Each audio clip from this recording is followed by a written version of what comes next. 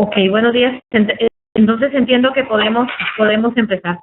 Buenos días a todas y a todos. Vamos a tener el gusto de trabajar con ustedes esta mañana sobre el módulo 13, evolución y estado actual de los derechos humanos de las mujeres, aplicando el enfoque de gestión de riesgos, y me voy a auxiliar con la presentación que vamos a ir corriendo. Si alguien tuviera una duda o una pregunta, pues puede abrir el micrófono o enviarme un chat para que podamos conversar.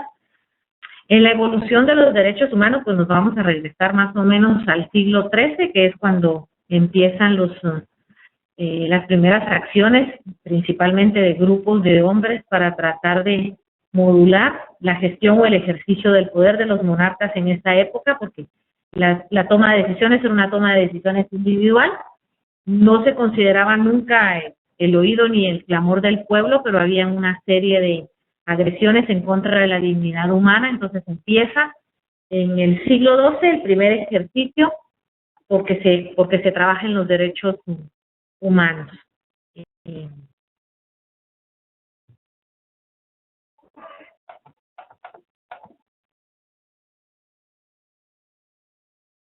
En un momentito para pasar la presentación.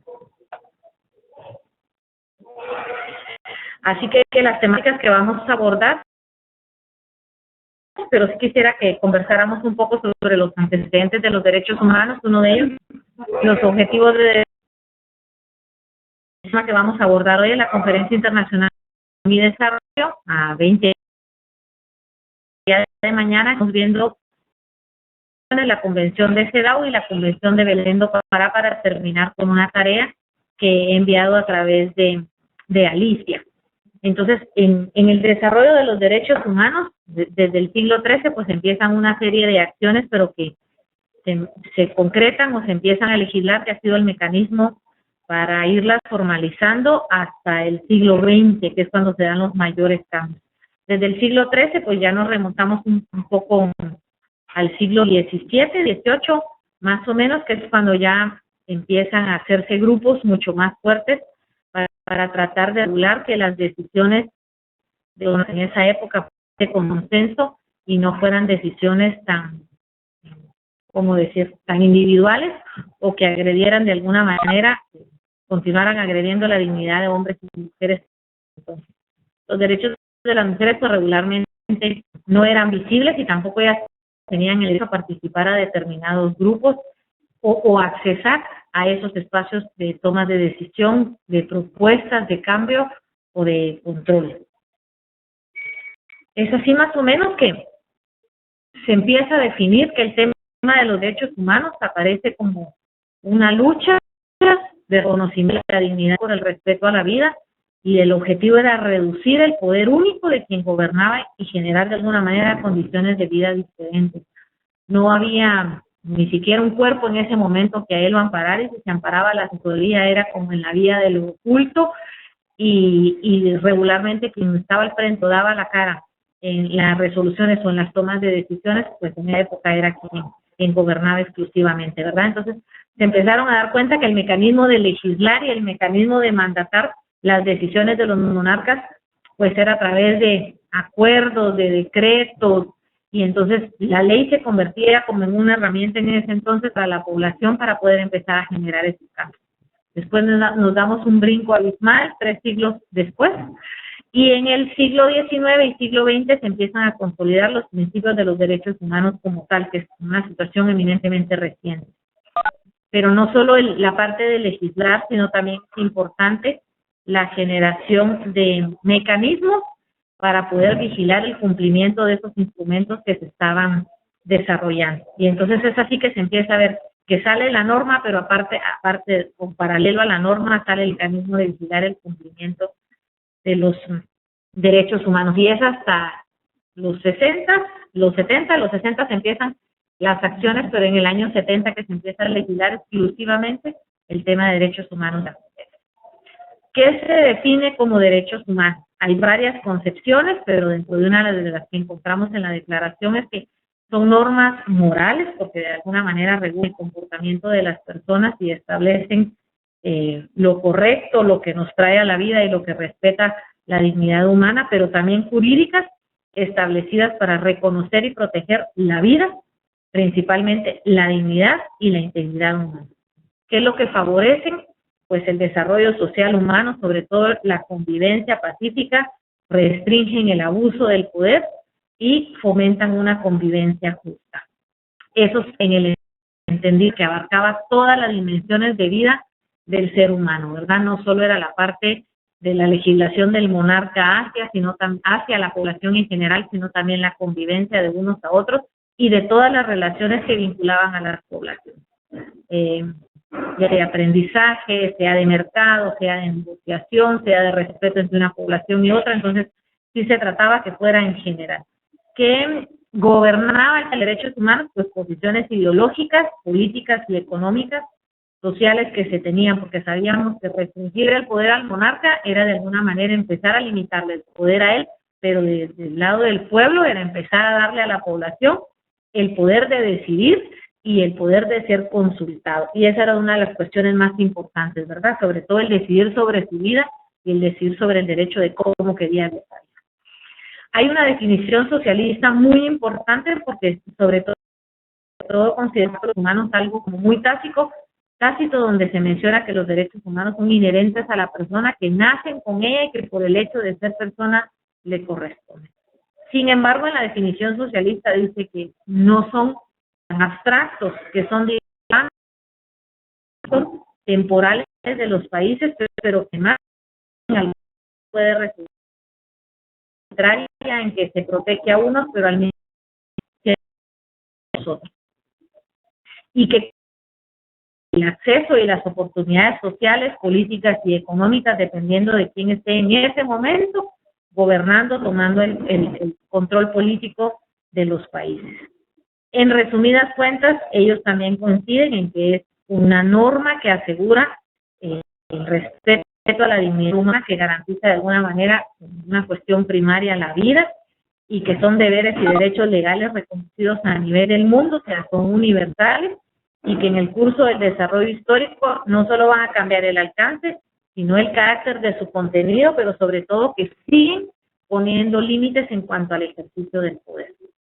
Hay varios principios que los rigen, pero vamos a ver 4 específicamente. Uno de ellos es que son reconocidos de manera universal, o sea, están mandatados a nivel del mundo y sobre todo mucho más vinculados o vinculantes para aquellos estados que han decidido firmar las declaraciones de derechos humanos, las convenciones, las cartas y aceptar los mecanismos de monitoreo y seguimiento en el cumplimiento de los derechos.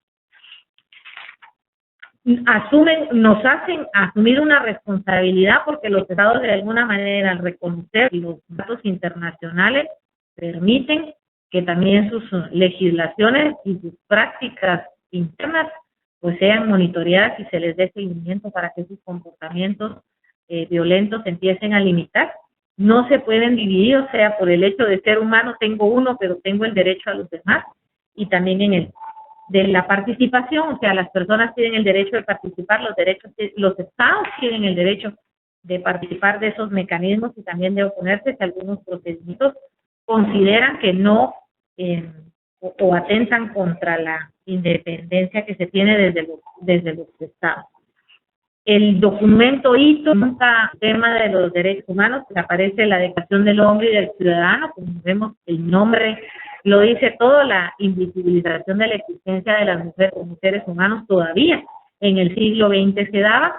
Ya en 1948, cuando aparece la Declaración Universal de Derechos Humanos, pues ahí empieza un reconocimiento tácito de la diferencia sexual humana que hay entre hombres y mujeres.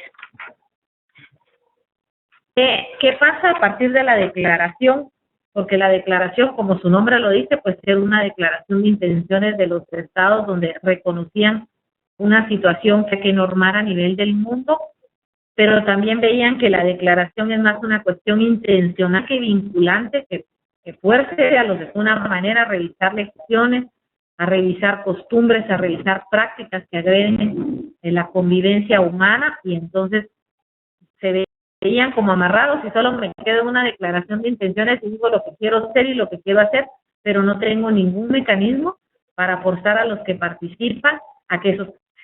Entonces, posterior a la Declaración de los Derechos Humanos, para hacerla vinculante, surgen dos pactos: el Pacto de los Derechos Civiles y Políticos, con un protocolo facultativo, por supuesto, porque tenía que determinar procedimientos de cómo hacer esas transformaciones a nivel de los estados, y el Pacto Internacional de Derechos Económicos, Sociales, Culturales, y el protocolo facultativo también de eso. Los tres instrumentos, tanto la declaración como los dos pactos internacionales, forman lo que conocemos la Carta de los Derechos Humanos.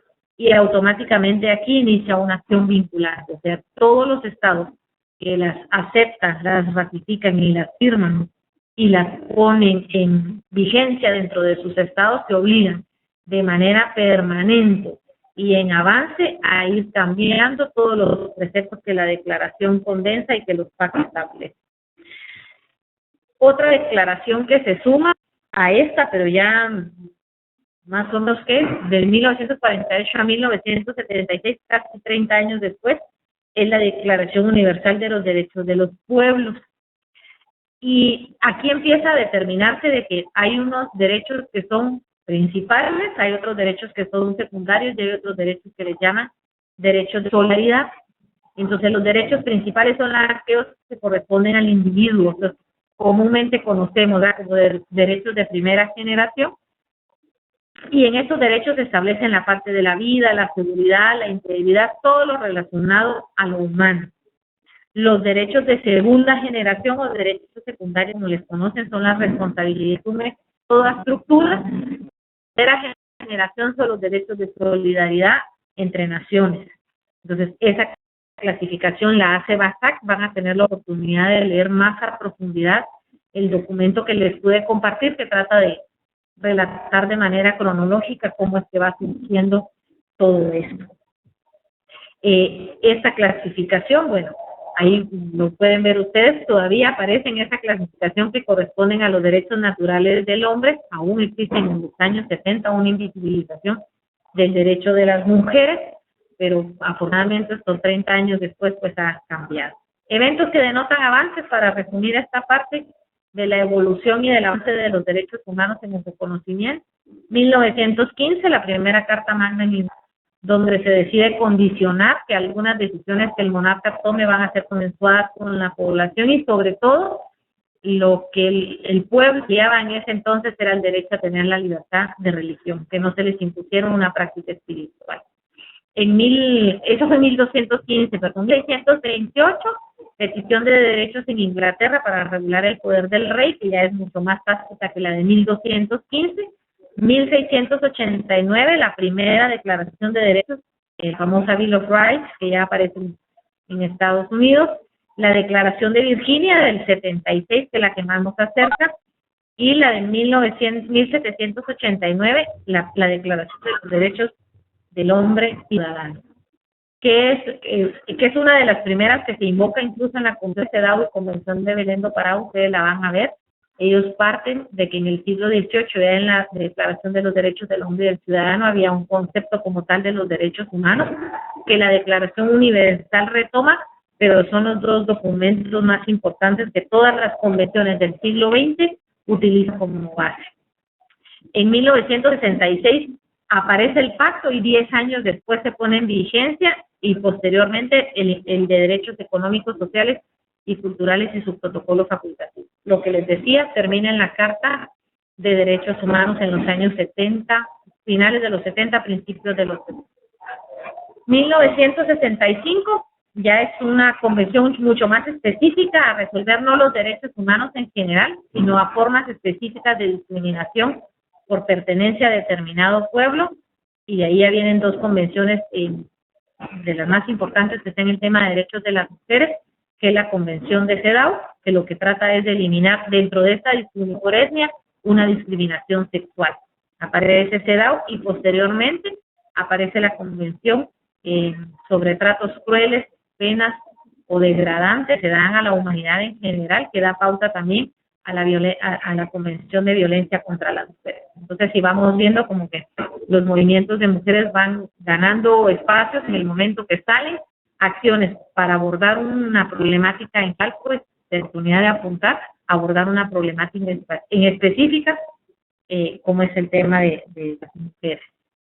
De lo más reciente, estamos hablando del año 2000, aparece una congruencia entre las naciones o los estados que convergen en la Organización de Naciones Unidas y con una preocupación muy sentida a nivel del mundo sobre acciones que ellos ven que el desarrollo conceptualizado desde Naciones Unidas en los países llamados países en desarrollo o mal llamados del tercer mundo. Y entonces hay una convergencia para empezar a abordar que esos mecanismos que se desde 5 siglos, 6 siglos antes, en el siglo XIII, por regular el poder, pues no se podían quedar solo en la legislación de los consensos de la toma de decisiones de los monarcas, sino que tenía que ir más allá y empezar a considerar problemáticas como la pobreza, el hambre en el mundo, las situaciones de desastre, la violencia, la discriminación contra las mujeres, el no acceso a recursos básicos, educación, salud, y que miles de millones de población estén en esta situación y que de alguna manera pues había que hacer un pacto conjunto de acciones para tratar de englobar y forzar a los estados a que hicieran cambios que generaran impacto a nivel de la población. El programa de Naciones Unidas, que es el garante de alguna manera o el de haber propuesto los objetivos de desarrollo del milenio, lo propone como un funciones para mejoras significativas en un plazo de 20 años. Establecen metas y criterios para medir los resultados. Consideran también que los países van a aplicar, sino en la responsabilidad de los países ricos, o sea, los que poseen y apoyan en sus programas sociales o sus programas de cooperación internacional a los países en desarrollo para que los ODM fueran una condicionante en esa inversión o fueran una condicionante en la puesta en marcha de determinados programas. Y algunos de los que participamos en acciones con cooperación internacional nos damos cuenta que la OMS por parte de Naciones Unidas pues es un criterio para aplicar a muchos programas o para aplicar a muchos proyectos en que la meta o la medición son los ODM.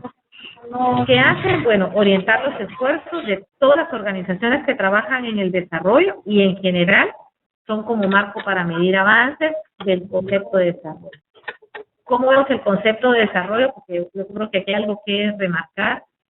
Muchas veces la visión que se ha dado de desarrollo es todo el tema del mejoramiento de la infraestructura, y aquí estamos hablando de acceso, construcción de carreteras, puentes, habilitación de servicios básicos para una vida en mejores condiciones, pero los otros marcan algo más que la infraestructura o la construcción, y ellos empiezan a decir que el desarrollo tiene que ver con la vida humana, generar condiciones para cambiar o para alcanzar calidad de vida en los hombres y en las mujeres. Pero algo muy positivo es que sí resalta, aparte de un objetivo específico para el adelanto y el empoderamiento de las mujeres, sí reconoce dentro de los 8 ODMs que plantea que uno de los grupos mucho más vulnerados en sus condiciones de existencia son los grupos de mujeres. Y cuando empezamos a fragmentar a los grupos de mujeres, empezamos a hablar a mujeres en condiciones de edad dependientes, ¿verdad? Sobre todo niñas y adolescentes.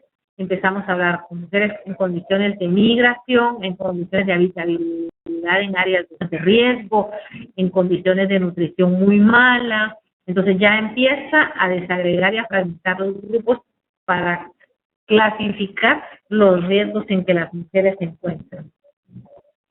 Los 8 objetivos planteados por en los ODM, el número 1, erradicar la pobreza extrema y el hambre, o sea, como ellos dicen, dentro del mapa de la vergüenza a nivel del mundo, se considera el mapa del hambre, o sea que al siglo XXI la gente no debería de estar muriendo por hambre, sino el primer acceso que debería generar en cualquier programa es la soberanía alimentaria. Todo el mundo tiene el derecho a alimentarse porque es la primera acción que atenta contra el derecho a la vida de las personas.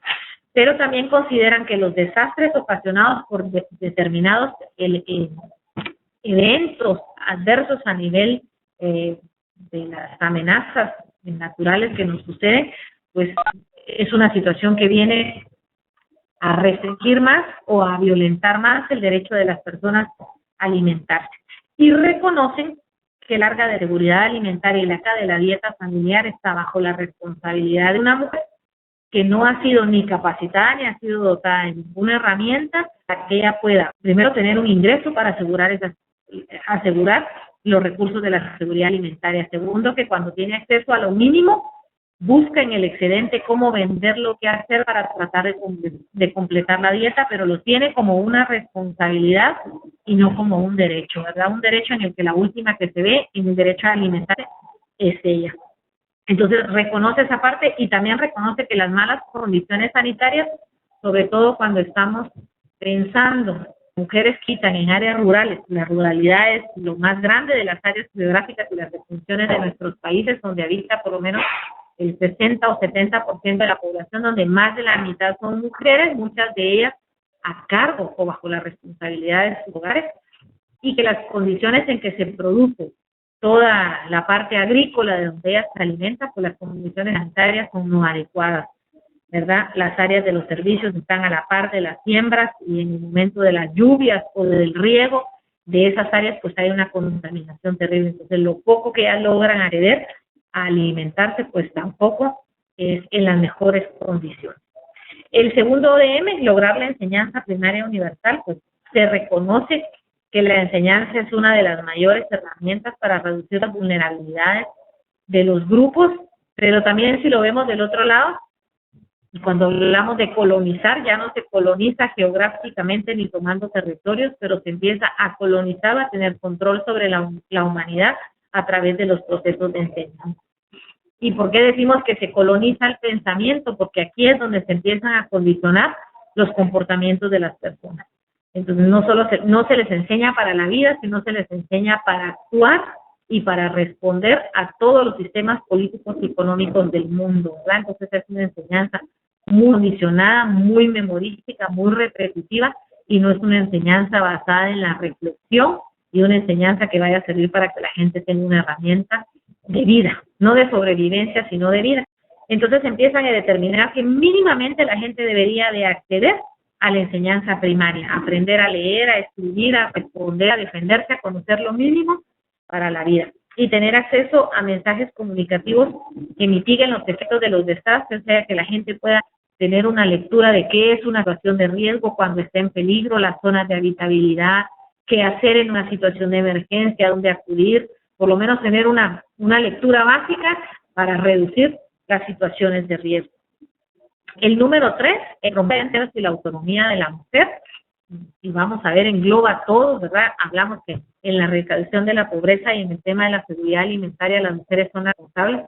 Cuando vemos la enseñanza primaria, no solo hay eso y lecciones, porque la mayoría de chicos, hombres son los que acceden a la educación primaria. Cuando las mujeres llegan hay una deserción enorme escolar, son regresadas a sus hogares, sobre todo en situaciones de emergencia, para que ellas ayuden a paliar las situaciones de emergencia de sus familias, para que colaboren en las áreas de dar alimentos, para conseguir recursos para sobrevivencia. Son a ellas a las primeras que retiran. Y también cuando la situación de las familias ricas, son a las mujeres a las que retiran de la situación escolar, porque en caso de socialización pues están condenadas a corresponder a la familia y al cuidado de la familia.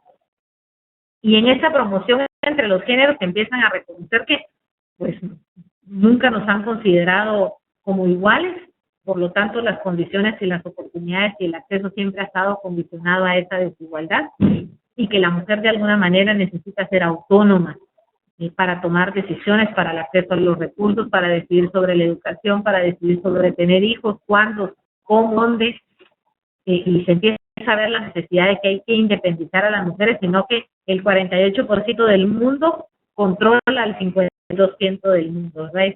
Controles pues bastante agresivos que lo que implican es la muerte de las mujeres o vivir en condiciones muy precarias. Como cuarto ODM, que va vinculado también a todo el tema de la pobreza, no acceso a los recursos, a la promoción de la igualdad, reducir la mortalidad infantil. Entonces, si nosotros tenemos planteada una imagen del desarrollo estigmatizado, que escinde a la mayor parte de la población, que no provee los recursos, que los recursos no llegan a esa población y que las mujeres encima de todo son las responsables en el territorio del cuerpo a tener que reproducir y en condiciones de desnutrición, de hambre precarias, por supuesto el riesgo de la mortalidad infantil es alto. 1, por la situación de las mujeres, 2, por la condición gestacional y 3, por el no acceso a los servicios. Los servicios de salud están condicionados por los lugares donde están, por la capacidad de responder a las emergencias y porque cuando empezamos a ver los niveles de atención a salud, pues lo primario se va más al tema educativo que al tema de la atención en salud. Entonces las mujeres que viven en zonas retiradas, en situaciones de hambre, en espacios geográficos de riesgo, pues no tienen eso a un servicio de salud. Entonces se va haciendo una sumatoria del riesgo, peligro en que viven. Posterior a la mortalidad materna, pues ellos saben que mejorar la salud materna atendiendo a estas 5 condiciones anteriores, mujeres con educación, mujeres en igualdad y en situación para decidir, mujeres, por supuesto, gozando de la soberanía alimentaria, gozando del derecho a la alimentación, que lógicamente va a permitir mejorar la salud materna y reducir la mortalidad infantil y asegurar que las generaciones que vienen en condiciones de vida, como dicen, que atiende a la dignidad humana como marcan los humanos desde hace cuántos años. El otro efecto que pasa es combatir el VIH-Sida, o sea, hay una alta incidencia del VIH y sobre todo con 2 fenómenos muy particulares y que el VIH se está, como dicen ellos, rejuveneciendo, se está alcanzando a población muy joven, pero se está feminizando, está alcanzando a grupos de mujeres consideradas que no están en riesgo. 1, amas de casa, donde supuestamente en el marco, el concepto de la fidelidad, ellas no tendrían que tener ningún riesgo, pero estamos viendo que hay una altísima incidencia de casos de VIH en mujeres amas de casa con una sola pareja. El paludismo ha dado todo el tema, la problemática que se da con el fenómeno de las lluvias, de las inundaciones y otras enfermedades que aparecen alrededor de estas situaciones de amenazas o de riesgos de desastre. El número 7, garantizar la sostenibilidad del medio ambiente. Pues esa es una situación en el mundo en general. Todo el tema de las industrias sabemos que también ha contribuido de alguna manera al deterioro del medio ambiente, el mal manejo de desechos, de basura, el mal uso del agua, la contaminación, suma una serie de efectos que vienen. Trabajar todo el tema de la seguridad alimentaria, a ver el tema de la enseñanza primaria, que las comunidades no están educadas para el cuidado del medio ambiente, por un lado las poblaciones, pero por otro lado cuando vemos las megaindustrias, el tema del medio ambiente, pues también muchas veces nuestras legislaciones son demasiado rigurosas en la exigencia de ese cuidado o en la exigencia de que ellos a mejorar. Y lo último que ellos dicen es que solo fomentando una Asociación Mundial para el Desarrollo, o sea, fomentando en los derechos de la solidaridad, de responder a la emergencia, pero de una manera anticipada, no vamos a lograr salir de la situación que está, sino por el trabajo. Por ahí hay ustedes van a encontrar en una de las hojas donde dice de que las personas que se encuentran albergadas por situaciones de desastre son más de las que se encuentran, el mayor número estando en situaciones de emergencia que las que se encuentran albergadas por cualquier otra situación. O sea, las situaciones de emergencia están siendo demasiado fuertes en el mundo, el cambio climático, todo lo que está sucediendo alrededor del cambio climático está generando una crisis de alguna manera y dando con el cumplimiento de los OMS en el tiempo estipulado. Y otro de los asuntos que ellos ven como mayor vulnerabilidad, sobre todo en los países en desarrollo, son las situaciones políticas. Ellos dicen que radica en la decisión política de los parlamentos, de los congresos y de los funcionarios públicos el cumplimiento de los ODS. No hay un mecanismo vigilante o sancionador a este nivel que ha hecho impacto en la región, donde condiciones que los políticos no pueden hacer obras grises que no tengan la seguridad establecida, hacer inversiones a nivel de las comunidades en escuelas que no sean un espacio de riesgo, políticas de vivienda donde garanticen estructuras mínimas que se cumplan y que puedan ser vigiladas para que todas estas poblaciones ya ubicadas en áreas vulnerables, pues todas cuenten con una infraestructura que vulnera su seguridad y derecho a la vida. Y ponen temas, por ejemplo, riesgo, dice, ¿qué es el riesgo? Es una condición que vulnera la población. El peligro, que ese es el daño que produce, porque ese riesgo, esa condición de vulnerabilidad que pudo haber a esa edad atendida, no se atiende, sino que esperamos que la causa se dé para empezar a reaccionar.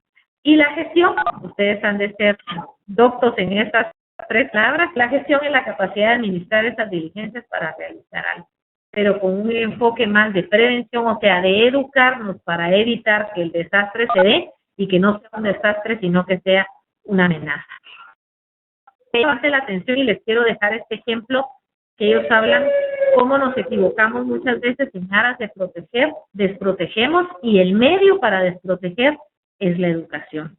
Entonces, por ejemplo, decían, nosotros hemos enseñado a la niñez a cuidarse de las personas extrañas.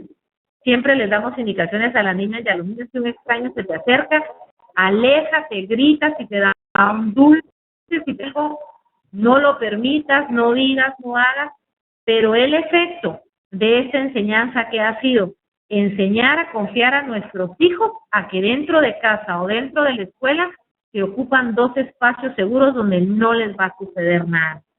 ¿Cuál es el producto de esa enseñanza? Que la mayoría de agresiones y de violaciones hacia la niñez se dan dentro de sus hogares, por sus propios padres y en las escuelas donde ellos participan de manera cotidiana. Entonces la reflexión, miramos el efecto de la enseñanza que estamos dando, porque puede ser peor que la misma condicionante que estamos poniendo. A veces las personas extrañas son las que colaboran más en estas acciones que la misma familia. Así que les dejo esa reflexión que ellos hacían de los procesos de enseñanza cuando hacemos condiciones que generan una reacción que no permite a las personas tener una acción positiva para su defensa o para su resguardo, sino que es un condicionamiento a la aceptación de que las cosas así son, y que como eso no es enseñado qué es lo bueno, inhabilitamos a la persona para cuestionar si es bueno o no es bueno lo que le está sucediendo, principalmente en el tema de niñez abusada dentro de sus mismos hogares. Objetivos relacionados con los derechos de las mujeres. Bueno, el número 1, las mujeres el mayor porcentaje de población en el mundo más pobre, carente de recursos y sin acceso a ellos. El hambre, delegando la seguridad alimentaria de ellas y sus familias. En el 2, la negación del derecho a la educación y a situaciones de crisis, que las chicas contribuyan en un alto porcentaje a alimentar a sus familias. El porcentaje de deserción, para resumir, mayormente lo tienen las mujeres. El 3, en el tema de las relaciones desiguales de poder, las mujeres son dependientes, realizan actividades domésticas principalmente, y cuando trabajan fuera de casa, las actividades se les suman. No es que se sustituyan. No es que se sustituyan, sino que se suman las acciones domésticas a todo el trabajo fuera de casa. El objetivo número 4, bueno, madres desnutridas, hijos e hijas desnutridas con alto riesgo de la mortalidad infantil. En el ODM número 5, embarazos a temprana edad, y sobre todo muchos de menores de 18 años, producto de violaciones, una maternidad impuesta, mujeres multíparas, y no hay acceso a los servicios básicos de salud. El número 6, alto porcentaje de mujeres viviendo con VIH, y a la pandemia se alcanza mujeres dentro de casa, que era un grupo que estaba exento de la pandemia del VIH y SIDA. El número 7, pues las mujeres viven en hacinamiento, no cuentan con servicios básicos ni educación ambiental para manejo de recursos. Y el 8, bueno, los programas de apoyo solidarios no identifican a las mujeres como una prioridad dentro de los grupos de mayor vulnerabilidad. ¿Qué consideran ustedes en el tema de reducción de riesgo a desastres? Pues hay un enfoque amplio, pero uno de los que ustedes han de manejar, que tal vez es el que aparece y que les voy a compartir, es una acción dirigida a reducir el riesgo a desastres, ¿verdad? Y el término desastre muy condicionado, que desastre cuando no estamos preparados, y amenaza cuando hemos sido educados en la emergencia.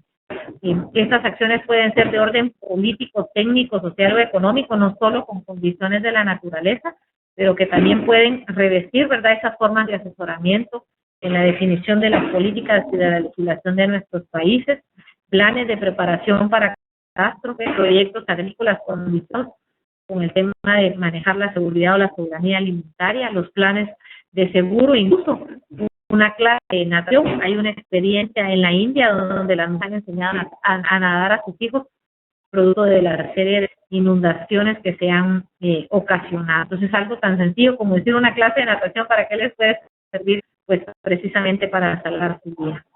Este enfoque hace posible que las personas no solo reflexionen, sino que hagan un esfuerzo social para asegurar desde los gobiernos hasta cualquier persona en particular que esté en una situación de riesgo, pues tome las decisiones correctas y ese riesgo pueda reducirse y el efecto que provoca el desastre, o sea, los niveles de peligro a que están expuestos, pues se puedan reducir. Y aquí una reflexión, ¿verdad? Una tormenta o una inundación que se avecine, pues no podrá hacer que el mal tiempo desencadene ese desastre ni esperar que ocurra, ¿verdad? Y uno de ellos, como nosotros sabemos, incluso en el uso de los albergues, la alta incidencia de violencia con niñas y las violaciones contra las niñas y las adolescentes que vienen a generar embarazos en situaciones de riesgo. Aquí concluiríamos con el tema de los objetivos de desarrollo del milenio para empezar a abordar sobre la Conferencia de Población y Desarrollo, que ya trata de manera muy concreta el manejo de la población, el control que se tiene sobre el cuerpo de las mujeres en cuanto al derecho a decidir sobre la maternidad. Si tuvieran algún comentario, alguna pregunta que quisieran que chateáramos, pues ustedes me van escribiendo, vamos abriendo el micrófono. Cairo, estamos hablando de los 90. Cairo aparece, que es la cuarta conferencia, aparece como la oportunidad de cambiar la visión del desarrollo de una visión cuantitativa a una visión cualitativa, el manejo del desarrollo desde la perspectiva de la decisión de los hombres y de las mujeres en cuanto a conocer, sobre todo también en cuanto al acceso a los servicios. Y Cairo empieza a abordar una visión de desarrollo más basada en las políticas en relación con la población, en relación a sus necesidades, en relación a los condicionamientos que los estados ponen y sobre todo en las normativas que condicionan el comportamiento del cuerpo. El mayor control que existe sobre la respuesta de las mujeres o el acceso de las mujeres a los sitios de reproducción y sobre el derecho a conocer y a ser educadas en la sexualidad a la legislación. Desde el derecho romano y el derecho español se normó el comportamiento de las mujeres y se empezó a condicionar, estigmatizándolas a través de la decencia, de la honestidad, de la honra, y que en muchas de las legislaciones de los países de América Latina aún esta se encuentra vigente, ¿verdad? Pero la Conferencia Internacional de Población y Desarrollo empieza a decir que se debe de ver el desarrollo como un derecho de los seres humanos. Seguimos pasando el concepto de la obra gris, no es solo generar infraestructura, sino pensar en generar condiciones de calidad de vida, el acceso universal a los servicios de salud reproductiva. Una población en condiciones de riesgo que no tiene conocimiento o acceso a servicios para decidir en qué medida esa población va a seguir creciendo, pues la estamos llevando al caos, ¿verdad? Y sobre todo con pleno conocimiento que este es uno de los mecanismos de que a mayor población en menores condiciones de calidad de vida, pues mayores amenazas y mayores desastres. Que es la parte más crítica, ¿verdad? Porque dicen, no lo hacemos ignorando, sino lo hacemos con conocimiento, pero el riesgo no se plantea mejorar, empoderar a las mujeres, más opciones y mejorar los recursos, pero todo de manera informada. Cuando en el siglo XIII, en la Carta de 1215 y después en el siglo XVII, cuando en 1100 la población lo que pedía era libertad en cuanto al derecho a decidir las prácticas religiosas que quería tener, vemos que 6 siglos después todavía el tema o el condicionamiento religioso en cuanto al comportamiento de las mujeres sigue vigente. Muchas de las mujeres en cuanto a decidir sobre sus cuerpos, muchas de ellas mencionan, por lo menos en nuestro país, en Mala, dicen, no, pero es que yo voy a tener los hijos que Dios me dé. Y uno dice, pero ¿cuándo le preguntó y cuánto le dijo cuánto? Entonces, no, yo voy a seguir teniendo hijos pues hasta que Dios me los dé. Entonces, uno ve que hay un condicionamiento de las enseñanzas religiosas y de las prácticas religiosas que están muy vinculados a la salud reproductiva. En la conferencia de Cairo, uno de los mayores oponentes en cuanto al derecho a decidir de las mujeres sobre el número de hijos, la forma de tenerlos, el tiempo intergenésico que debe de haber, la Santa Sede pues fue una de las primeras que condicionó. Cuando nosotros vemos todas las condicionantes o todas las razones puestas por los estados en relación a la conferencia, la preocupación es la decisión de las mujeres sobre su cuerpo. Entonces, el cuerpo sigue siendo un territorio y un campo político donde los estados deciden sobre la vida de las mujeres, cuántos hijos tener, cuáles hijos tener, cómo tenerlos, los métodos que se utilizan están entre los prohibidos y los permitidos, y los prohibidos condicionados moralmente. Entonces, sí se considera que incorporar el empoderamiento de las mujeres basado en la información, conscientes de su situación y condición y en el derecho a decidir de ellas es uno de los mayores mecanismos de mejorar el desarrollo social, el desarrollo humano y el desarrollo de vida de las mujeres, porque ellas van a poder decidir en cuanto a su reproducción. Y lo otro es que consagra el concepto de derechos reproductivos como un eje articulador, pero lo separa. Ya no son derechos reproductivos y en esto se vinculan los sexuales, sino que habla de derechos sexuales y de reproductivos. Y entonces decimos, pues esta es una de las cuestiones mucho más impactantes porque se reconoce que el ejercicio de la sexualidad no corresponde única y exclusivamente a la reproducción, sino que son dos derechos que se pueden asistir y que se pueden colaborar, pero que no se condicionan. La etapa reproductiva es una etapa, es un ciclo de la vida, pero el derecho sexual y el ejercicio de la sexualidad en la humanidad es para toda la vida. Esta conferencia considera primero las estructuras y las dinámicas de las poblaciones, reconociendo, ¿verdad?, que dentro de las prácticas y las costumbres hay el decidir de las poblaciones y de manera universal, o sea, no se pregunta, sino que en esa herramienta del proceso de aprendizaje de memoria por repetición, de no ser reflexivos, de no analizar, de no oponernos en cuanto a las normas sociales, porque hemos estado muy condicionados a ese aprendizaje, pues las estructuras y las dinámicas de las poblaciones son muy tolerantes. Entonces empieza a hablar de que hay que reconocerlas, hay que entenderlas y sobre todo hay que identificar cuáles son esos elementos que van condicionando las dinámicas de la población. Dos, el tema de la reducción de la pobreza y las desigualdades de género, ¿verdad? No solo de género, por hombres y mujeres, sino generacionales y étnicas, porque entran dos elementos más. La edad condiciona y la pertenencia a determinados grupos también condiciona, sobre todo cuando empezamos a hablar de grupos indígenas, o sea, la práctica y los derechos consuetudinarios, los derechos de los pueblos indígenas enmarcan mucho el tema de la reproducción, con una carga muy fuerte y muy condicionada hacia las mujeres. La promoción de la salud y los derechos reproductivos también, hay prácticas paralelas, ¿verdad? El tema científico incorporado y condicionando mucho a las prácticas de derechos de los pueblos, sobre todo porque no se considera a veces como ciencia. Entonces, hay un divorcio entre unos y otros. Y el derecho también reproductivo, muy basado en el tema y en el conocimiento, en el ejercicio, en el derecho de la espiritualidad. La equidad de género y el empoderamiento de las mujeres, o sea, reconocer que hay una diferencia desde el cuerpo hasta la conducta de hombres y mujeres en cuanto al tema reproductivo y el tema sexual, la inclusión y la participación de grupos poblacionales relevantes, y aquí empiezan a ver los adolescentes, que es un grupo con muchas condiciones de vulnerabilidad en el tema de la reproducción y en la educación en la sexualidad, de los más expuestos, sobre todo cuando empezamos a sumar herramientas como la tecnología. Pueblos indígenas, donde esa convergencia entre la ciencia y el conocimiento, la cosmovisión y los derechos de los pueblos indígenas en cuanto a la reproducción.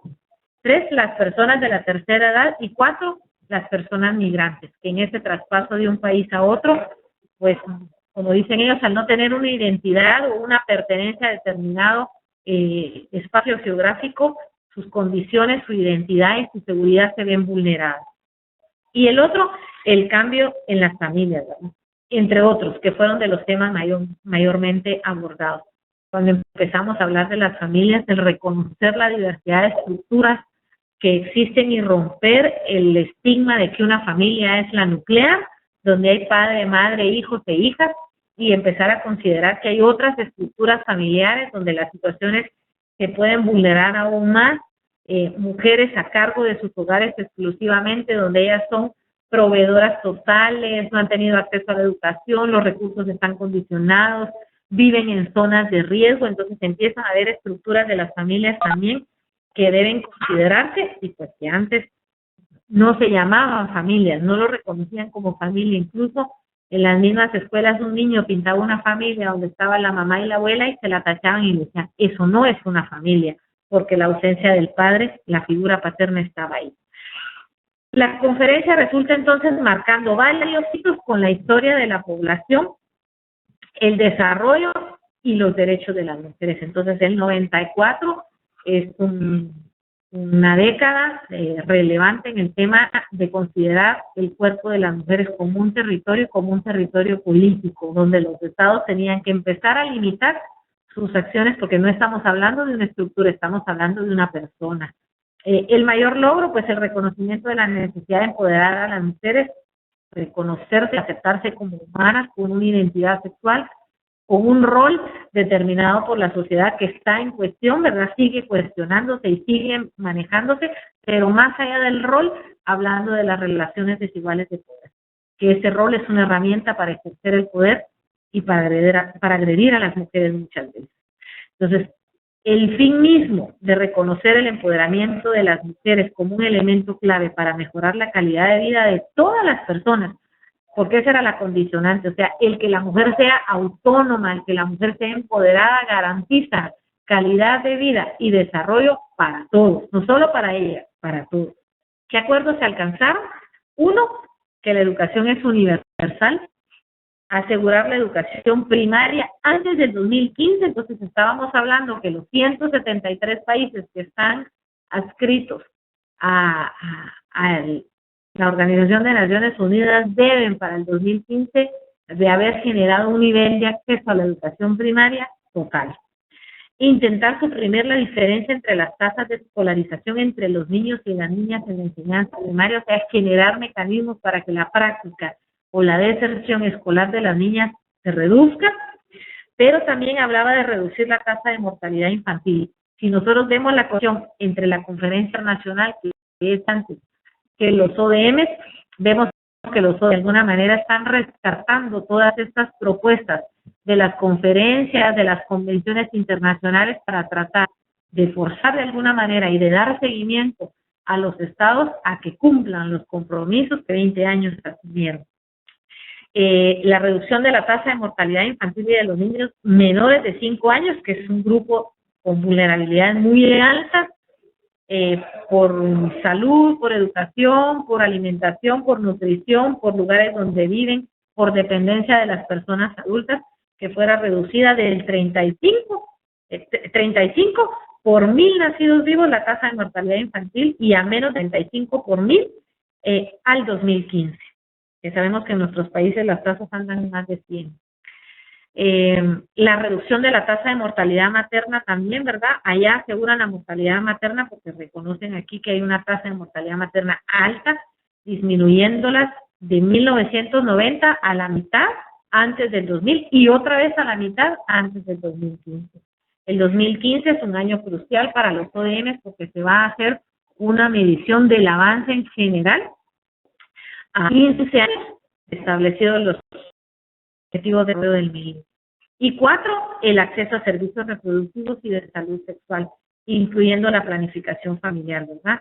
Nosotros decimos que generar acceso no es proveer el producto, sino generar acceso, cambiar la ideología o el pensamiento, la forma de pensar de la persona para acceder al recurso, porque yo puedo tener el servicio a la vecindad de mi casa, pero considero que no lo necesito porque tengo que seguir usando naturales, aunque el riesgo sea altísimo, yo nunca voy a acceder a ese recurso. Entonces, el acceso a los servicios de salud sexual y reproductiva, de salud reproductiva sobre todo, hablando de la planificación familiar, están más condicionados por la práctica, por la cultura, por la costumbre y por la sociedad misma, que por el mismo servicio.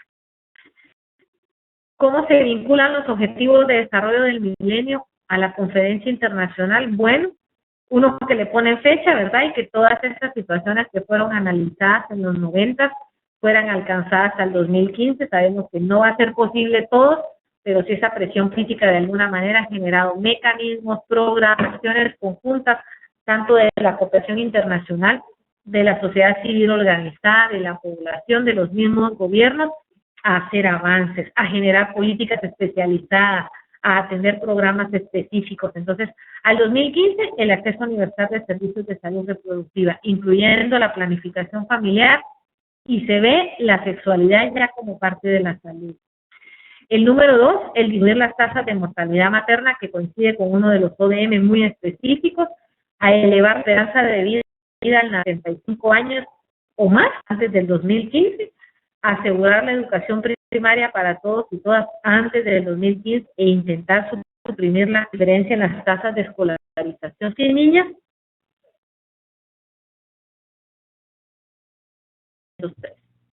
Y uno dice, bueno, otra pregunta, ¿verdad? ¿Por qué la igualdad de género necesita la reducción de riesgo de desastre?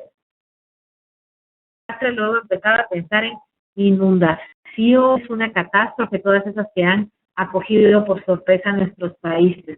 Pero cuando nosotros empezamos a pensar de toda la violencia estructural incorporada en los mismos estados, en las mismas legislaciones y a veces en las mismas acciones que generan las Naciones Unidas u otros espacios organizados políticos en el mundo, uno dice, pues no, la verdad es que la reducción de riesgo es una reducción del riesgo humano diferenciado, número 1 por sexo, número 2 puede ser por ideologías políticas, número 3 por el acceso a los recursos, número 4 por las edades de las personas, número 5 por los países donde vivimos, número 6 por los espacios geográficos que ocupamos y número 7 por nuestras ideologías mismas.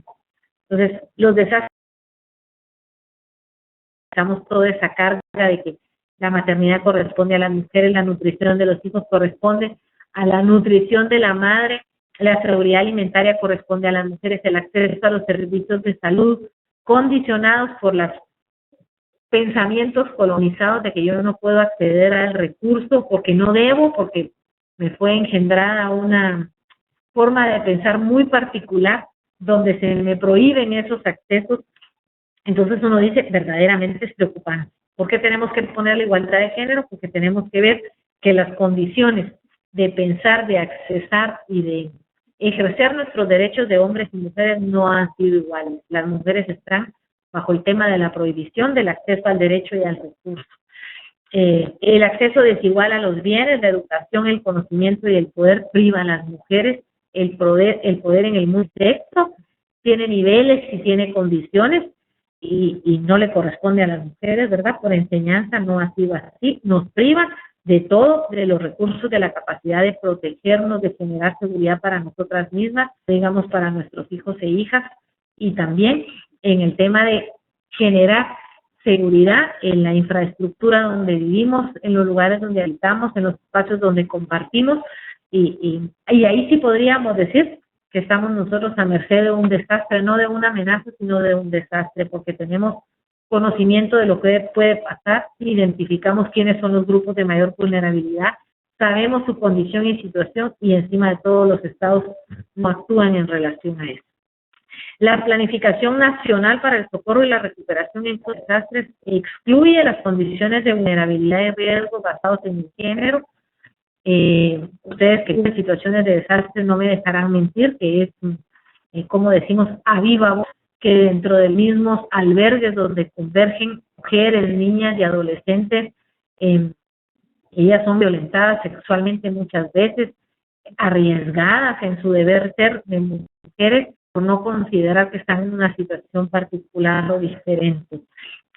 La mayor responsabilidad de la gestión de los recursos de la familia debe ser considerar estas diferencias, ¿verdad? El efecto negativo de la pobreza y las catástrofes atenta más contra las niñas que contra los niños.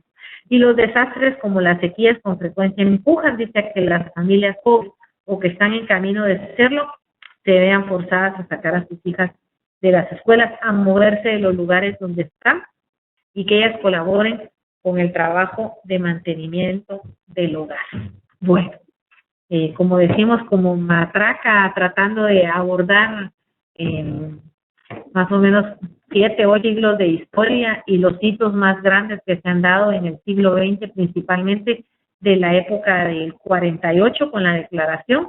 Ya llevamos casi más de 60 años de estar en estos mecanismos de legislar y de generar acciones que permitan darle seguimiento. Entonces, analicemos, conversemos, que ustedes nos puedan compartir de sus experiencias, cómo lo han visto, cómo lo han vivido, qué situaciones han tenido que pasar, cómo los ODMs en realidad pueden ser una acción positiva que contribuya a reducir las condiciones de vulnerabilidad de la población, principalmente de las mujeres, las niñas, las adolescentes, los niños, porque el niño es víctima en general, y pueden contribuir, pero de una manera práctica, o sea, que ya no se queden en ese documento teórico, en ese espacio donde yo solo le pueda dar una lectura y decir esto no va a pasar nunca en mi país, como dentro de las acciones que nosotros hacemos o que tenemos bajo nuestra responsabilidad, pueden ser como un marco en el ejercicio de la vida cotidiana de las personas para generar en ellas otras condiciones, generar en ellas calidad de vida, ¿verdad? Y cómo esos derechos humanos que decimos que son inherentes a la persona, que le pertenecen, que no se venden, que no se ceden, que no se dividen, en realidad los podamos entender y vivir de esa manera, ¿verdad? Y pasen del papel a la vida cotidiana de las personas con las que convivimos, incluso de nosotros mismos, ¿verdad? Porque no debemos de eximirnos de esos derechos ni de ese ejercicio. Y como colectivos, pues como nosotros somos de alguna manera corresponsables también cuando estamos a cargo de ejercer un programa, un proyecto o una acción en una situación de riesgo, de echar a andar todo eso y de entender, bueno, la situación y condición de las mujeres no es igual que la situación y condición de los hombres, no van a pensar igual, no van a responder igual, no tienen las mismas necesidades, por lo tanto mi responsabilidad es de atender en ese marco, en esa diferencia, sus necesidades. Entonces son las inquietudes que les dejo como para que las revisemos y les rogaría que diéramos lectura a una compilación de documentos que les manden un resumen, son como 15 hojas, pero son los 2 temas de hoy y posteriormente los 2 mañana para que los podamos abordar. Y ahí les dejé una pequeña tarea como de 3 preguntas porque pensaron que fuéramos muy benevolentes y no les pusiéramos tanto que hacer porque viven muy ocupados. Así que pues quedo abierta al micrófono y al chat si pudiéramos conversar.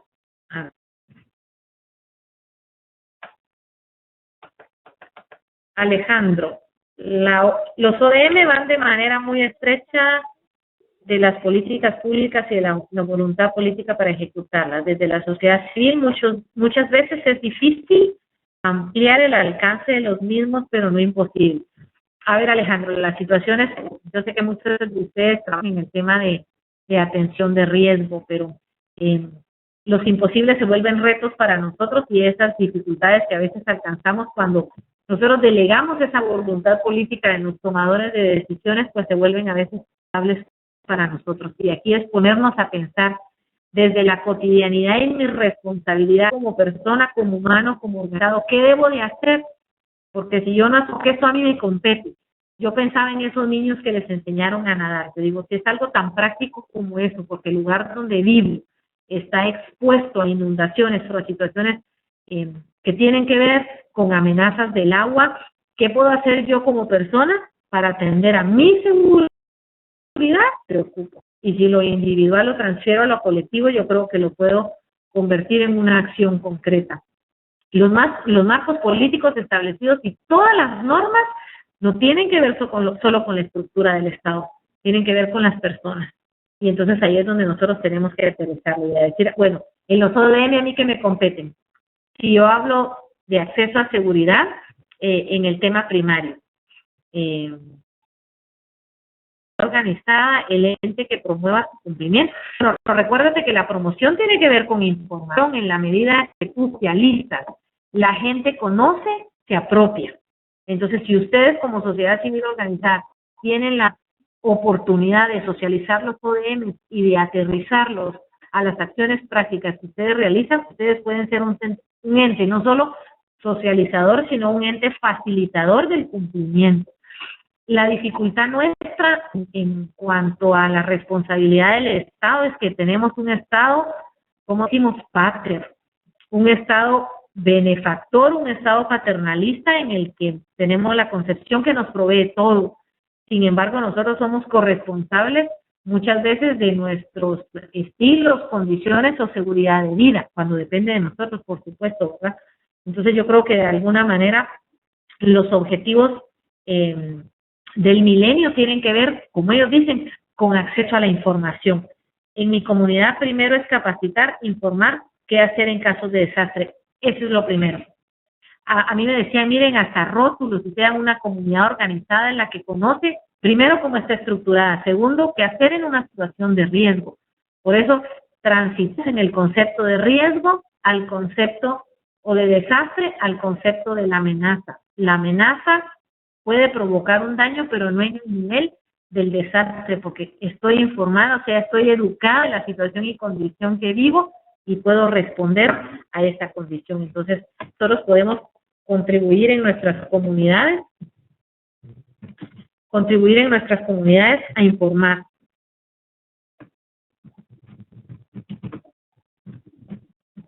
¿Alguien más quiere comentar algo? Y no solo a informar, sino miren a que sean muy creativas. El ejemplo de estas mujeres de esa comunidad de la India, que ellas dicen, pues sí, la verdad es que aquí estamos expuestos a inundaciones, aprendamos a nadar y enseñémosles a nadar a nuestros hijos y a nuestras hijas, y pues es una acción como muy individual y muy particular, ¿verdad? Entonces yo, consciente si dudo en una comunidad donde hay una condición de vulnerabilidad por el territorio, cómo está estructurado el territorio, pues de una manera muy creativa empezar a estudiar esto. Y a veces uno hace mapas de riesgos, y el mapa de riesgo es conocer áreas de salida, áreas de entrada, estructuras de las viviendas, acceso a servicios, capacidad de poder tener alimentos, agua o lo básico que se necesita para una situación emergente, conocer si hay un albergue cerca, cómo me puedo movilizar. Todo eso es construir un mapa de riesgo y construir un mapa de riesgo basado, ¿verdad? De a las que nos acercan, movimientos sísmicos, situaciones de hambre, cambio climático, todas esas cosas, pues por supuesto que nos van a ayudar. A ver.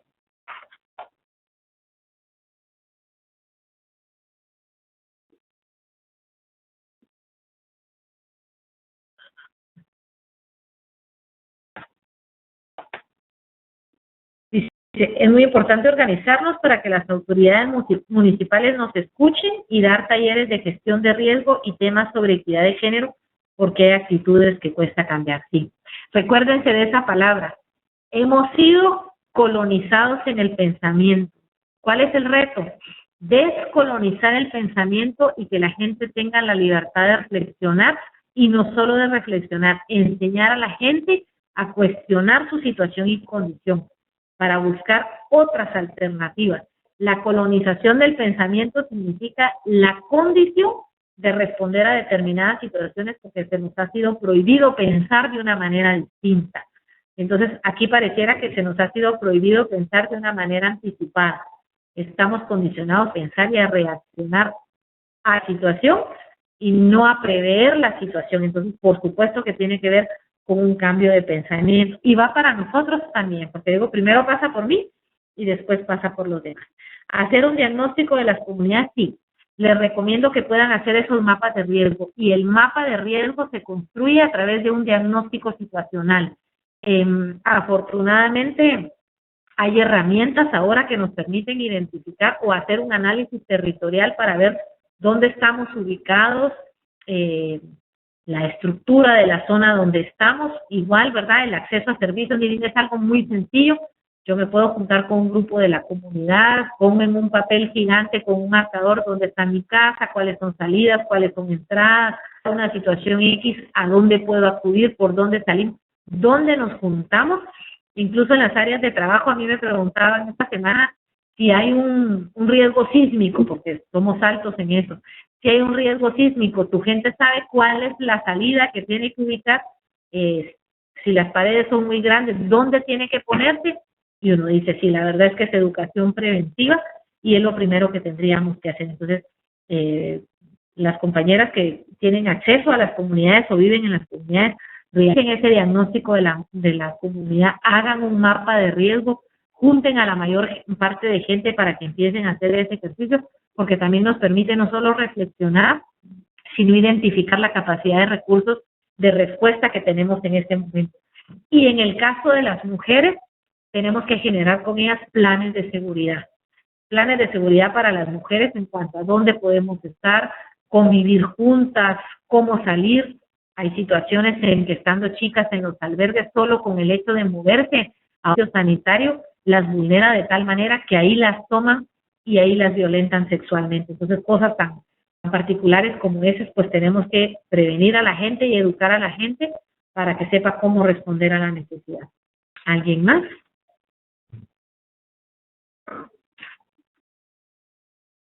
También los mapas de riesgo incluyen actores de respuesta, o sea, cuando hablamos del mapa de riesgo, puedo hacer en paralelo un mapa de respuesta a ese riesgo para convertir el desastre en una amenaza.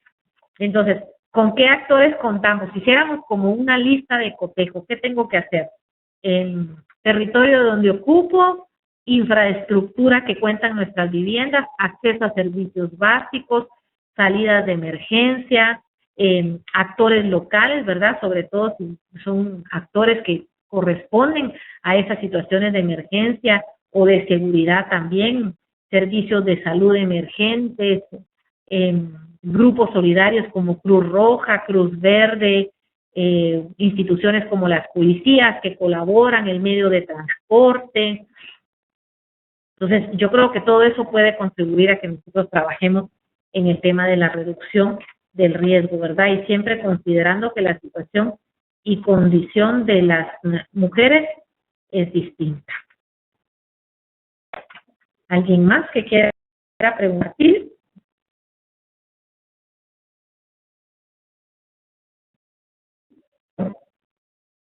Bueno, pues gracias también por haberme escuchado.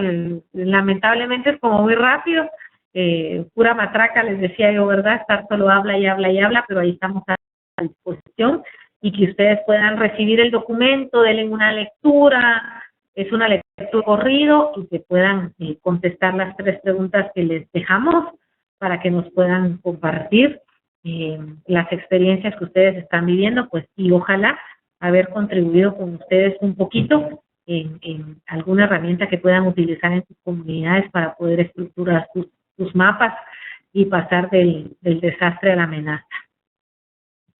¿Alguien más que quisiera comentar algo? ¿Quiero hacer una consulta? Dime. Ahí hay un colega que pregunta sobre el organismo de seguimiento a los objetivos del milenio. Lo estamos escribiendo ahí en el chat, no sé si usted lo ve. A ver.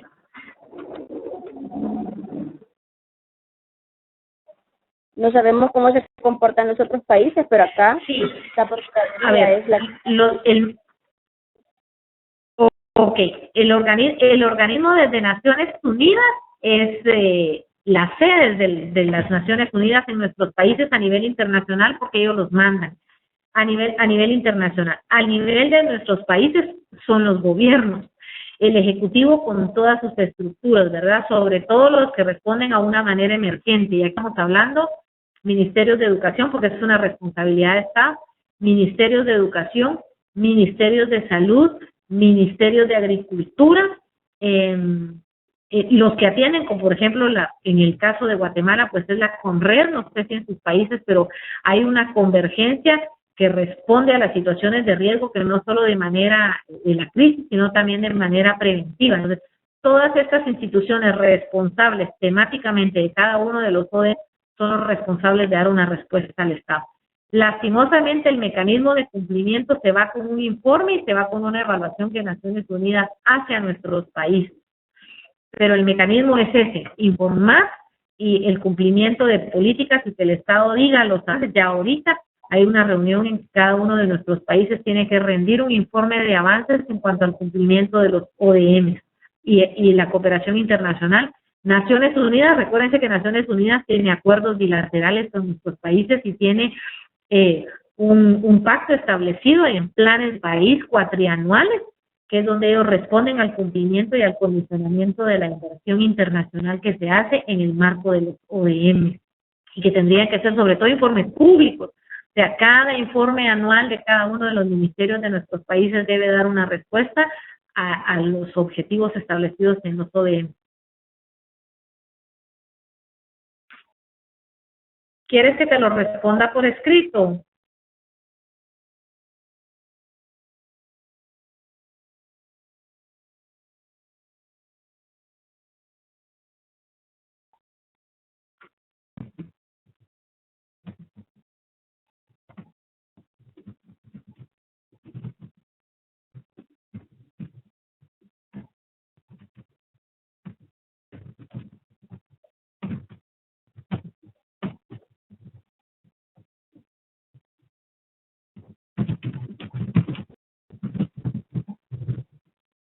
¿Alguien más que quisiera comentar o compartir algo, tener alguna inquietud?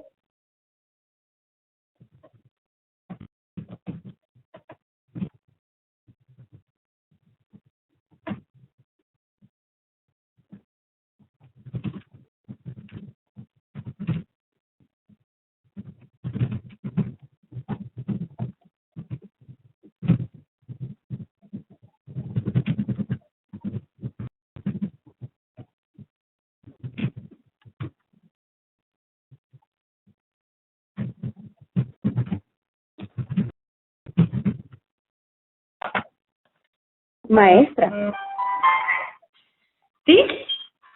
sería interesante tal vez escuchar a los otros colegas o escribirnos ahí sobre si hay informes sombras, así como hay aquí en El Salvador, pues, no sé si les parece. Sí, que nos lo pudieran compartir, porque ahorita el 2014 va un informe del Estado de avances. Yo creo que sería una buena oportunidad. Los informes sombras siempre son un mecanismo legítimo de cómo la sociedad también hace una auditoría social con respecto al comportamiento de las políticas del Estado en relación a esos compromisos internacionales hechos. Si alguien nos pudiera compartir, si hay algún informe sombra. ¿Ustedes de El Salvador han hecho alguno?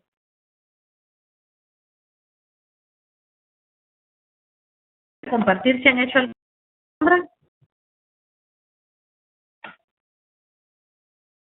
Sí, recuérdense que la parte crítica de los estados es que nadie habla mal en contra de sí mismo, ¿verdad? Y ellos tienen la facultad de no hacerlo. Por eso yo creo que el informe sombra se convierte en una herramienta como de poder, una herramienta para quien recibe y revisa el informe y comparte el informe para poder cuestionar el comportamiento de esos estados en relación a lo que están diciendo, el rendimiento de cuentas, si es real o no es real. Entonces el informe sombra es importantísimo y es una responsabilidad de nosotros como ciudadanas y como ciudadanos hacerlo. Entonces, no siempre son, la verdad, es cierto. Eso nos consta la mayoría, que los informes de país no siempre responden a la realidad. Y si algunos hemos tenido experiencia de participar en esta compilación, nos damos cuenta que son compilaciones de información de última hora, en el que uno de ustedes que han hecho en relación a los ODM un día antes de presentarlo. Entonces sabemos también que no es una cuestión constante de nuestros estados o de los gobiernos tener una responsabilidad total en cuanto a dar cuentas, a vigilar que se cumplan y a dar cuentas del avance de los ODM. A veces es una función más que asumen las organizaciones de sociedad civil en hacer esa contribución, no solo de la información, sino la contribución de la implementación de estas acciones, porque nos afectan a nosotros, ¿verdad?, como población, y afectan a las poblaciones con las que trabajamos. Entonces hay una transferencia no solo de funciones, sino de realidades estatales hacia la sociedad civil, y entonces resultamos nosotros no colaborando, sino nosotros asumiendo la responsabilidad de implementar en hacer el bien, pero es el único mecanismo muchas veces de que estas acciones lleguen a las poblaciones con las que compartimos, ¿verdad? Y puedan generar condiciones de vida distintas. Es una cuestión más de responsabilidad social que de una responsabilidad normativa o política.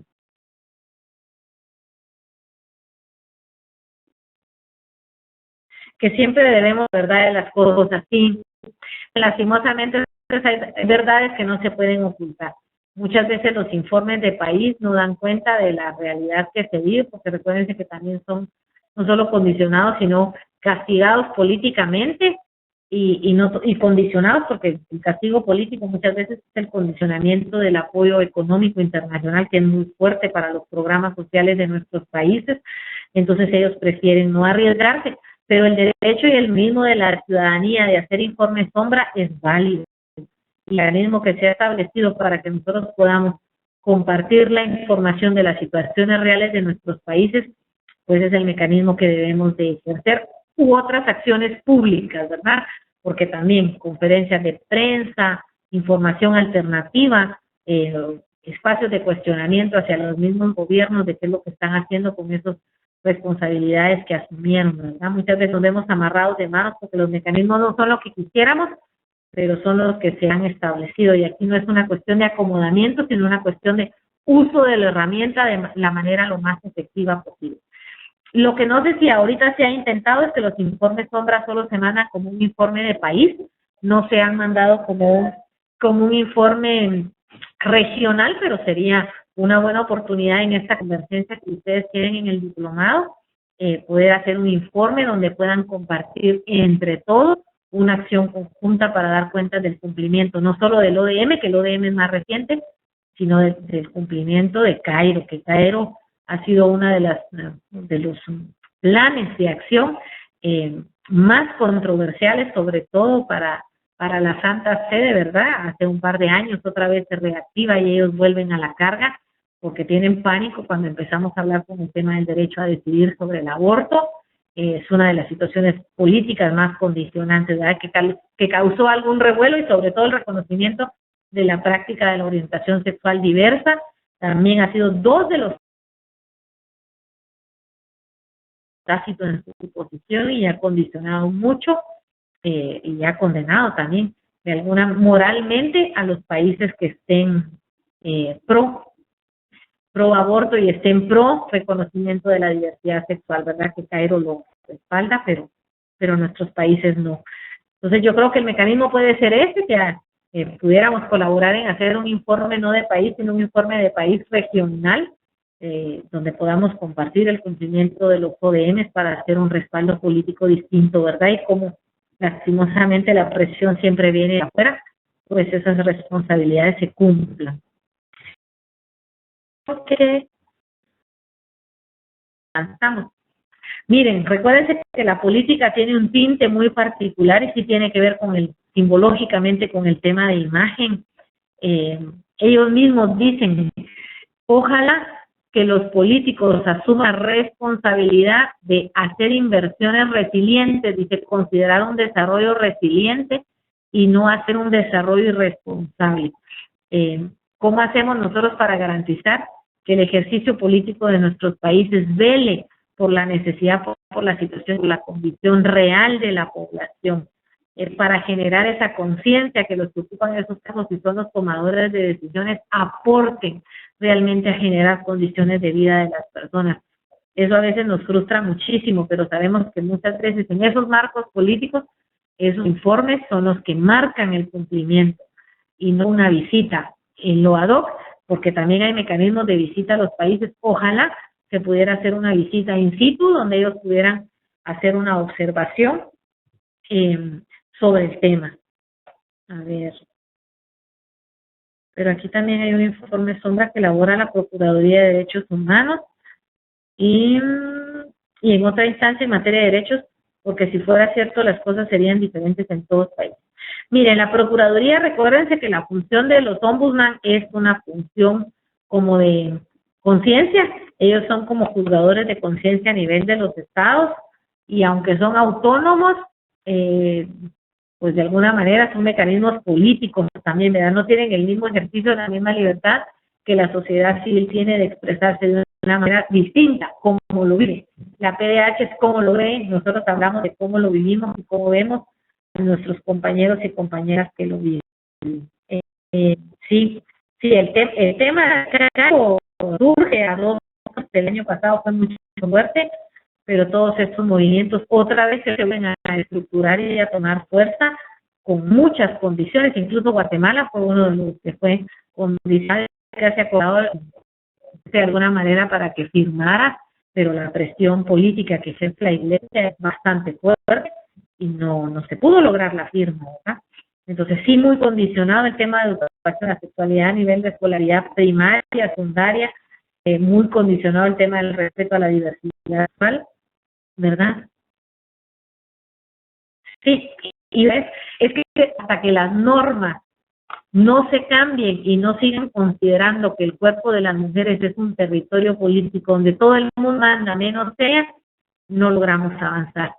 Una de las preocupaciones de la Convención de Belén, para que lo vamos a ver mañana, es que a cuántos años, dice ellos, estamos hablando a más de 60 años de elaborada, establecida, firmada la Declaración de Derechos Humanos, todavía el tema de la decisión y el cuerpo de las mujeres sigue siendo un mecanismo de control y el mecanismo de control ejercido a través de la legislación.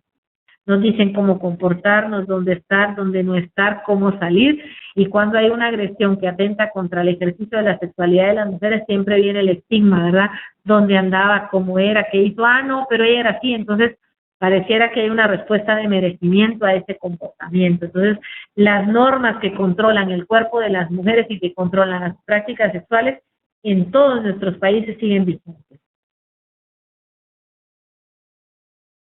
¿Alguien más que quisiera compartir algo, escribir?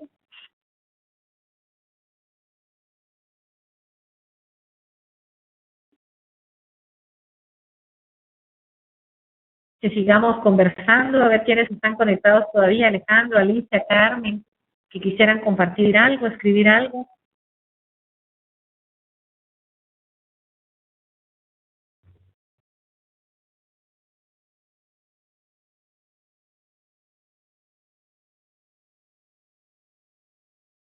A ver.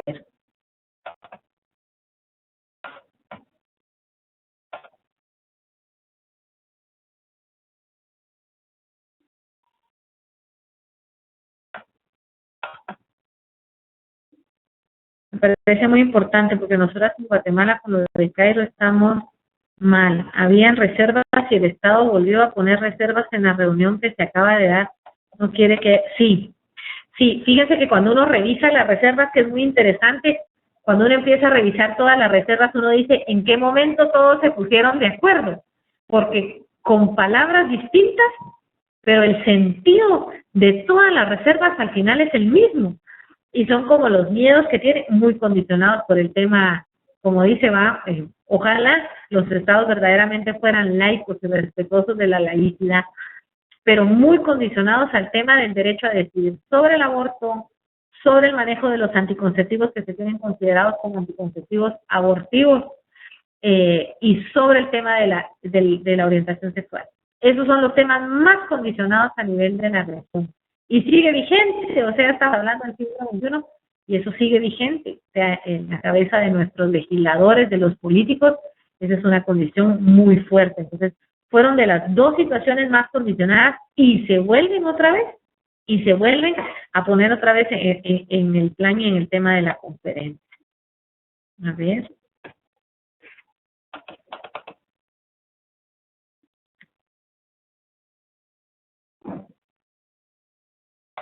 Espérate. Ok.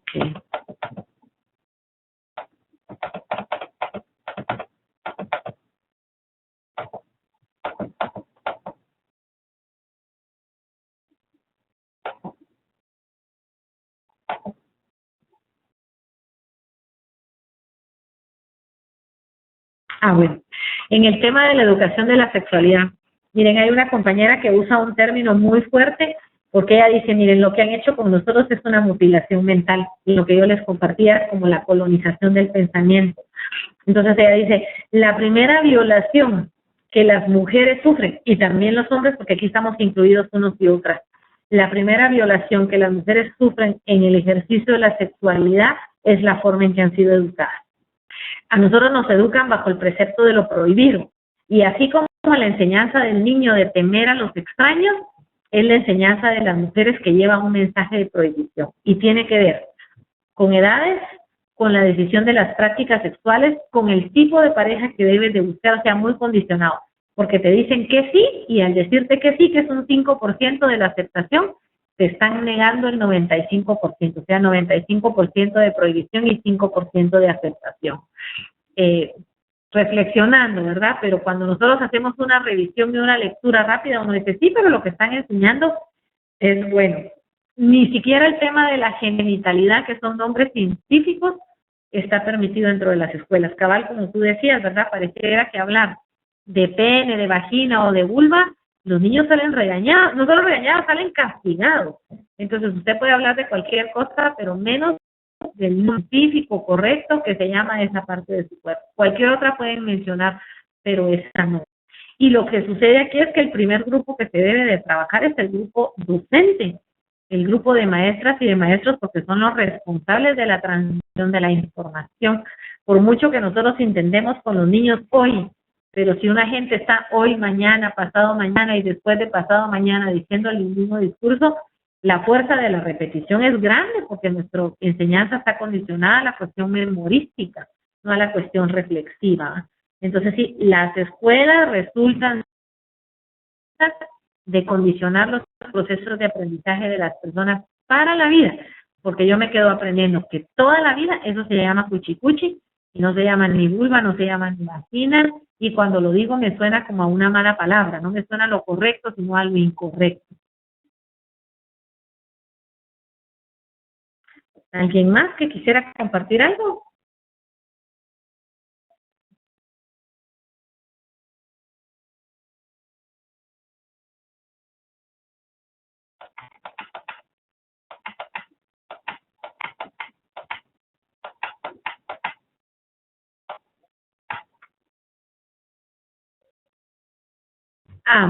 Bueno, las cosas que no deben saber los niños. Miren, como decimos, la educación en la sexualidad es una responsabilidad de las personas adultas que conviven con los niños y las niñas y es parte de... Entonces ahora hay como una cesión de esa responsabilidad, ¿verdad? Como yo no tengo la capacidad de educar porque es un tema en el que no me quiero meter, lo transfiero a la educación formal. Entonces que se lo enseñen en la escuela, los que lo aceptan. Y los que no lo aceptan dicen, ellos les están enseñando cosas indebidas, pero la escuela lo toma porque el núcleo donde el niño o la niña se desarrolla no funciona como una familia que dé todas las herramientas para la vida. O sea, que lo dote de todos esos conocimientos, porque esos conocimientos implican desde el nacimiento, desde la que persona nace, desde que le voy generando identidad a esa persona, desde que le voy generando el conocimiento de su cuerpo, de su ser íntimo, porque yo mismo estoy enseñando, y esto corre para las personas cercanas a los niños y a las niñas, y desde ahí le empiezo a enseñar la negación. Yo le voy a cambiar el pañal, o se lo voy a quitar y empiezo, ay, te ensuciaste. Entonces ya le estoy diciendo que el área de la genitalidad lo que produce es algo sucio. Entonces todas las enseñanzas tienen un mensaje, todo lo que se enseña. Entonces todo tiene un porqué. Entonces empecemos a ver dentro de nuestras prácticas cotidianas esos porqués que nos enseñaron, esos porqués que sigo transmitiendo y también cómo vamos siendo corresponsables de esa herramienta de la socialización y del deber ser y del comportamiento de los hombres y de las mujeres, las que empiezan en la niñez. Entonces, estas enseñanzas no empiezan en la escuela, estas enseñanzas empiezan en casa. Entonces, y de esa parte nosotros somos responsables, ¿verdad? Entonces, ¿qué enseño en casa? ¿Qué libertad de pensar y del manejo de los conceptos yo le doy a los niños y a las niñas que tengo cercanas, ¿verdad? De pensar, no solo de pensar, sino de hablar, porque si yo desde pequeño empiezo a quitar el estigma de que esa parte de la genitalidad es mala, es sucia, debe estar escondida, la nieve. Yo creo que cuando los niños ya llegan a la escuela ya llevan en una etapa de conocimiento bastante avanzada y muy apropiados, y eso ya los niños no lo cambian. Entonces, no deleguemos la responsabilidad total a los externos. Y en el tema de la enseñanza primaria, el primer agente socializador o primer responsable socializador somos las personas adultas que estamos cercanas a las niñas y a los niños. Sí, preferimos que otro lo haga, y la delegación de responsabilidades, ¿verdad? Pero esas cosas tan básicas que pertenecen a la identidad de los hombres y de las mujeres en esas etapas, creo que sí nos corresponde. Entonces, asumir esa responsabilidad es importante.